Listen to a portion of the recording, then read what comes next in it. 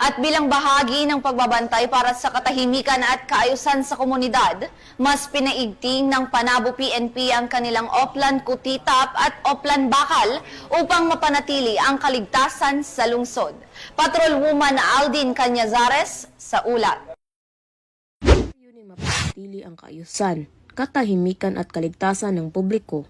Mas pinaigting ng Panabo City Police Station ang kanilang presensya sa mga pampublikong lugar sa pamamagitan ng sabayang operasyon ng Oplan Kapkap, Bakal Sita at Oplan Kutitap Night Patrol noong gabi ng Agosto 2 taong kasalukuyan.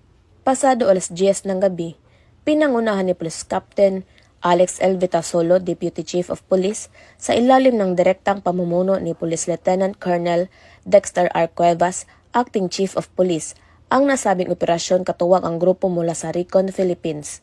Sa operasyon ng Oplan Kapkap, Bakal Sita, masusing sinuri ng kapulisan ang mga nasa inuman, bars at establisimento sa lungsod upang masigurong walang nagdadala ng mga armas o anumang bagay na maaaring magbanta sa kapayapaan at kaligtasan ng publiko.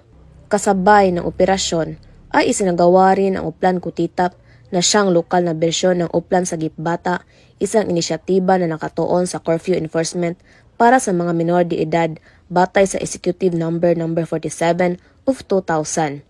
Ang Oplan Kutitap ay kinikilala bilang Best Practice Project ng Panabo Police, isang proaktibong programa upang mailayo ang kabataan mula sa panganib ng lansangan tuwing 10 oras ng gabi.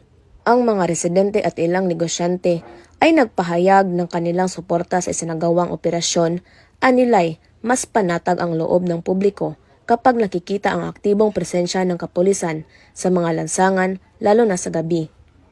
Sa patuloy na pagpapatupad ng mga programang gaya ng Oplan Kutitap at Bakal Sita, nananatiling tapat ang Panabo City Police Station sa adikhaing seguridad, serbisyo at simpatya para sa sambayanan. Mula dito sa Police Regional Office 11, ako ang inyong PNN correspondent, Patrolwoman Aldin Cañazares, alagad ng batas, tagataguyod ng Balitang Pulis.